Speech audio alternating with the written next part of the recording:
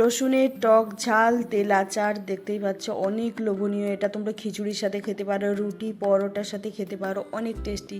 একবার বাড়িতে বানিয়ে দেখতে পারো এই রেসিপিটা, অনেক ভালো লাগবে আর অনেক দিন স্টোর করেও রাখতে পারবে। দেখে নাও রেসিপিটা কীভাবে বানিয়েছি। এখানে দেখতেই পাচ্ছ অনেক কটা রসুন নিয়েছি, প্রায় ছোট প্লেটের 1 প্লেটের মতো। তো এর থেকে আরও বেশি রসুন যদি নিতে পারো, যদি 1 বছরের মতো স্টোর করে রেখে খাবো ভাবো, আর একটু বেশি নিও। তো এই যে রসুন দেখতে পাচ্ছ সব ছিলে নিয়েছি, আমি যেটা দেখিয়েছি তার দ্বিগুণ রসুন আমি এখানে ছিলে নিয়েছি, দেখতে পাচ্ছ।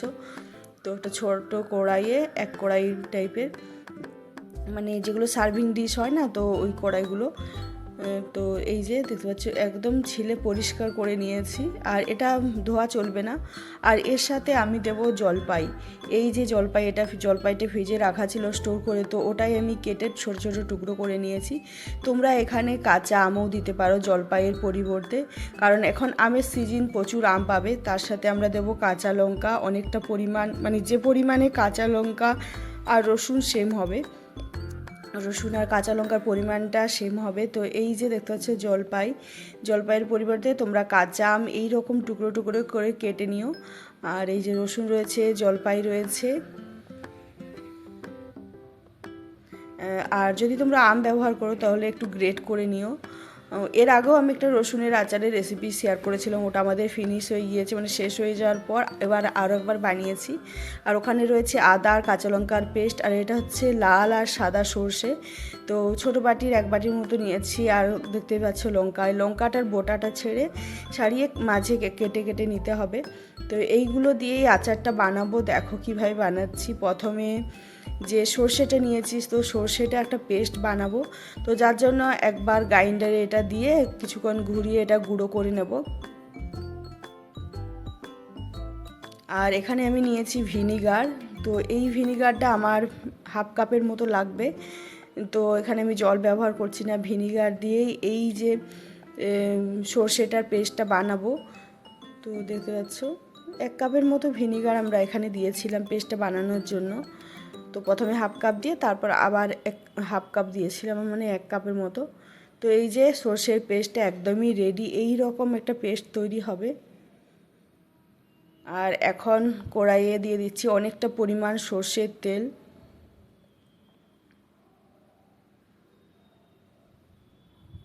তেলটা ভালো মতো গরম হয়ে যাওয়ার পর এখানে দেব 5 ফোড়ন। 5 ফোড়নটা বেশ ভালো করে একটু ভাজা ভাজা হবে, মানে 5 ফোড়নের একটা স্মেল আছে কালো হয়ে যাওয়ার পর, তো ওই স্মেলটা আচারে খুব ভালো লাগে। তো দেখতেই পাচ্ছি এই যে 5 ফোড়ন রয়েছে, তো এটা দিয়ে দিলাম।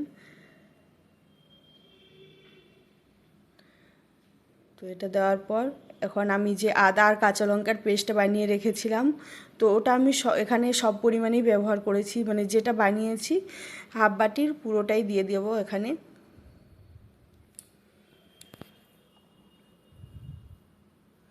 তো প্রথমে এই মশলাটা ভালো করে ভেজে নিচ্ছি, কাঁচা আদার যে পেস্টটা বানিয়েছিলাম, কাঁচা লঙ্কার আদার। আর এখন রসুনটা দিয়ে দেবো। রসুনটা যেহেতু সেদ্ধ হতে একটু সময় লাগে, তো সেই জন্য আমরা প্রথমেই রসুনটা ব্যবহার করব। তো এই যে আদা আর কাঁচা লঙ্কাটা যখনই মনে হবে কাঁচা গন্ধটা চলে গিয়েছে, তখন একটু একটু করে রসুনটা দিতে থাকো। আর নাড়িয়ে নাড়িয়ে এটা ভাজতে হবে রসুনটাকে। যত বেশিক্ষণ ধরে ভাজা হবে তত সফট হবে। তো এই যে সব রসুনটা দিয়ে দিলাম এখানে। আর আমাদের বাড়ির সবাই এই আচারটা খেতে খুব ভালোবাসে, তো সেই জন্য আমি, মানে যখন শেষ হয়ে যায় তখন আবার নতুন করে বানাই। বিশেষ করে আমার হাজব্যান্ড, আমার মেয়ে, আমি, সবাই সকালে রুটি কিংবা পরোটার সাথে এই রসুনের আচারটা বেশ ঝাল ঝাল টেস্টি লাগে অনেক। তো এই যে এখন ভাজা হচ্ছে, কিছুক্ষণ টাইম দিয়ে নেড়ে চেড়ে এরকমভাবে মানে রসুনটাকে ভালো মতো ভেজে নিতে হবে। রসুনটা যখনই ভাজা হবে তখনই দেখবে যে কালারটা চেঞ্জ হয়ে আসবে, ভেতরে তেলটা যখনই যাবে তো আস্তে আস্তে ও জলটা ছেড়ে দেবে, তারপর পুরো তেলটা টেনে নেবে। এই যে এখানে 2 চামচের মতো আমরা লবণ দিয়েছি, পরিমাণ মতো লবণ দিতে হবে বুঝে, প্রথমে আন্দাজ মতো দিয়ে তারপর লাস্টে আবার চেক করে দিতে পারো। তো এখন সব কিছু আবার নেড়েচেড়ে ভালো করে ভেজে নিচ্ছি। এই যে ভাজা ভাজা হয়ে আসছে, সময় লাগে। আর এখন আমি যে সর্ষের পেস্টটা বানিয়ে রেখেছিলাম পুরোটা, তো 1 চামচ 2 চামচ দিয়ে দিয়ে মানে নেড়ে চেড়ে ভাজতে ভাজতে, একসাথে পুরোটা দিতে হবে না, একটু নেড়ে চেড়ে ভেজে তারপর আবার একটু অ্যাড করব, দেখে বুঝে অ্যাড করতে হবে। তো একসাথে অনেকটা যখন দেওয়া হয় তেলটা একদমই ঠান্ডা হয়ে যায়, তো তখন প্রসেসটা পুরোপুরি বন্ধ হয়ে যায় ভাজার, তো সেই জন্য একটু দিয়ে নেড়ে চেড়ে আবার দিয়েছি।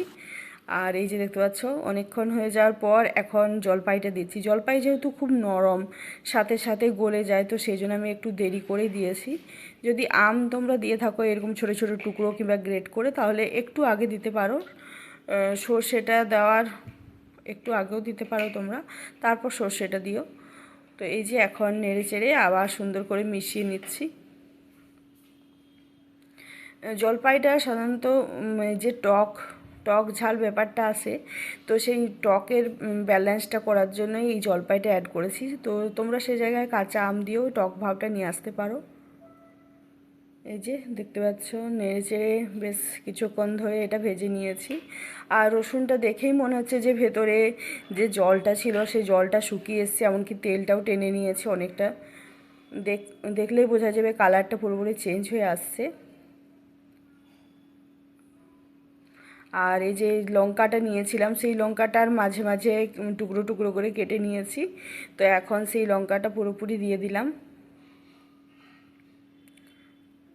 লঙ্কা বেশি সেদ্ধ হওয়ার দরকার নেই, একটু যখন নাড়াচাড়া করে কষানো হবে অটোমেটিক লঙ্কা তাড়াতাড়ি সেদ্ধ হয়ে যায়।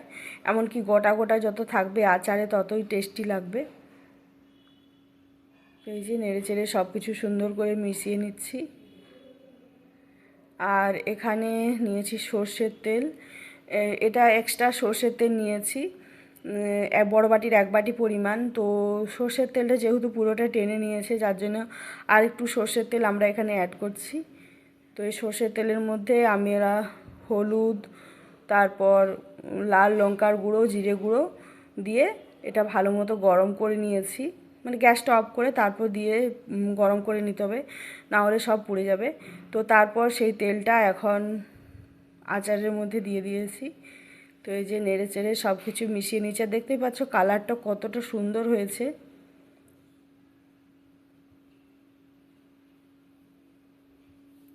এটা পুরোপুরি হয়েছে, এটা ঠান্ডা হতে দেবো, তারপর তোমাদের আমি দেখাবো কতটা লোভনীয় হয়েছে।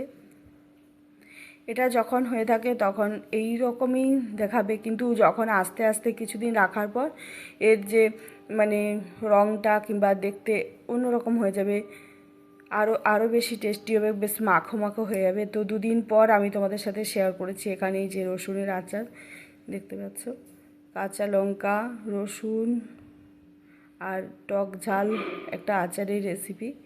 কেমন লাগলো সবাই কমেন্ট করে জানিও, ভালো লাগলে অবশ্যই একবার বানিয়ে খেও। আর আমার কমেন্ট করে জানিও কে কে বানিয়েছো। আমরা তো বানাই মাঝে মধ্যেই, খুব ভালো লাগে, রুটি পরোটা তারপর খিচুড়ির সাথে খেতে পারো। সবাইকে অনেক থ্যাংক ইউ আমার ভিডিওগুলো দেখার জন্য, আমাকে সাপোর্ট করার জন্য। আবার দেখাবে নতুন রেসিপি কিংবা ব্লগে।